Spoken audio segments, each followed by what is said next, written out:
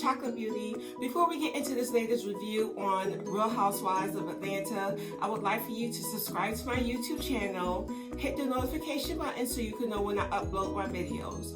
Also, please like and share this video. Alright, real quick, you guys, before this video starts, I want to apologize for mispronouncing Tanya's name. I went back and forth for calling her Tanya and Tanya in this video. So, that's all. Enjoy the video. The episode opens up with Eva and Cynthia meeting for lunch. They talk about the drama that's going on between Kenya and Tanya. Kenya felt some type of way that Tanya told the ladies that she brought a wig back from Canada for Kenya. Cynthia lets Eva know that she invited Tanya and Kenya to iron out their differences, and she's hoping that Eva will play mediator. Tanya was the first person to show up, and she comes in with positive energy. She was happy to see the ladies. And then Kenya showed up. Kenya came in with a nasty disposition. It just made the energy go left. Tanya gave Kenya a compliment. Kenya said, "Yes, I'm always pretty when I'm about to read a girl." Tanya and Kenya start talking, and Kenya gives Tanya a piece of her mind. Kenya reads that girl to filth. Didn't think Tanya deserved what Kenya was serving her. It wasn't warranted. The girl said something about you asking her to bring a wig after you brought up her fiance cheating in Canada. So the two are not even on the same plane. Kenya was the one that started this whole fight in between them. While she was talking to Tanya, Kenya decides to throw Cynthia under the bus, saying she was the one that invited the cookie lady to get on camera and speak. And Cynthia was like, "That's not true." Cynthia tries to cut her off. Kenya was like, "Yeah, you did invite her. And if you're so-called Tanya's friend, you should have told her first." Cynthia said that's not true. She didn't know the information beforehand. So as they're talking, the cookie lady walks in. We find out that Kenya brought the cookie lady to talk to Tanya about her fiance, which I thought was extremely cold-hearted. Even if Tanya's fiance is cheating on her, Kenya, you have no room to talk because your husband don't even like you as a person. So the cookie lady sits down and starts telling Tanya about her encounter with her fiance. Tanya starts poking holes in the cookie lady's story. The cookie lady got agitated and starts talking slick. Tanya said this lady just inserted herself to be on camera, and I actually agree. While they were talking, Cynthia interrupted the conversation and asked how did she come about talking to her about the situation. And the cookie lady said that she approached her and Kenya and told them the story while the cameras weren't rolling. So that proves two things. It proves that Kenya had lied and said that Cynthia had something to do with it because they both found out together. And it also proves Tanya's point when she said that this lady is just trying to insert herself. Kenya's reasoning is just not logical. Kenya said that she is a walking billboard. So Tanya telling the ladies that she brought back a wig for her can have ruined her business because she has an image to hold up. Girl, stop it. Everybody know that you've been lying for years about wearing wig. The wig doesn't matter because Kenya is drop dead gorgeous. Her saying that she can ruin her how? You a beautiful woman. I don't get it.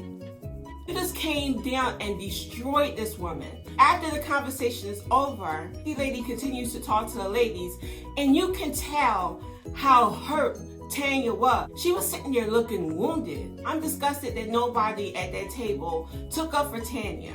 And Kenya, you being so caught up in Tanya's relationship, you need to worry about that Casper, the unfriendly ghost husband that don't like you. Portia and Dennis go to therapy. Portia said that after she and Dennis reconciled, she had a hard time connecting with him because she was so deeply hurt on him going outside of the relationship. So she feels that she can't open herself up to him. And she's afraid that her doing that will make him cheat again. He's having a whole bunch of insecurities. Dennis seemed kind of annoyed, so the therapist asked him what was going through his mind, and he said that he's not the only one that needs to work on things in their relationship. Portia needs to work on herself also, without outwardly saying it. He basically said that she is part of the reason why he cheated, which is outrageous. She was hormonal, going through changes, and pregnant. That's a good enough reason to cheat on your fiance?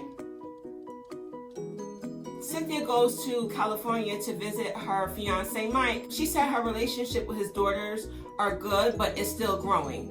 Kenya and her husband are searching for a space so he can throw a charity event for black men. They go to the Bailey cellar, looked at one of the rooms there, and he's trying to figure out if he could fit 100 people in the room, talking. And Kenya was trying to give her input on what he should do, and he would not allow her to speak. So quick to tell somebody about their relationship. Child, your husband don't even want to hear your voice. Candy and Todd are preparing for their new baby. The baby is due to come in a month. Also talks about the relationship that Todd has with her mother. Candy lets him know that her mother said that she was going to put Riley as a beneficiary of all her things and not their two kids because she doesn't want Todd to get anything that she has. The relationship is sad because Candy's mother believed that Todd is only with Candy for the money. And despite the fact that they are still married and they had children, she still believes that Todd has ulterior motives. And nobody can change her mind about it. Mike has a gathering at his house with his friends, and we see he has more female friends than he does male friends. We find out that he was a serial cheater and didn't have that much respect for the women that he was dating. In front of his daughter, these women start having an open conversation about how Mike never loved anybody and Cynthia is the only woman that he's ever been in love with. While they're talking, you see Mike's daughter breaking down because Mike was married to her mother. And these women saying, oh, he never loved anybody but Cynthia, it really hurt her feelings. First of all, you're a bunch of women that's talking about the women that he previously dated while his daughter is there. The conversation was completely inappropriate. Mike, talking out his backside, saying these terrible things, didn't realize until it was too late, his daughter was being affected by the conversation, and he tells her to leave. His daughter goes up to her bedroom. Him and Cynthia excuse themselves from the party and goes upstairs to check on his daughter. And they go into the room and his daughter just start breaking down. In that moment, Mike, you lost credibility with me. You gotta care about your child's feelings.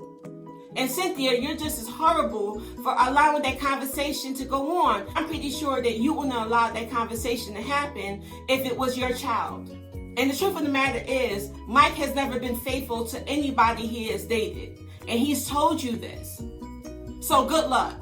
Overall, this episode was okay. There was a lot of lows. Just didn't like how Kenya hit below the belt and how Mike allowed people to handle his daughter. All right, you guys, thank you for watching my latest review on Real Housewives of Atlanta, Season 12, Episode 13. Hopefully, I'll see you next week. Ciao.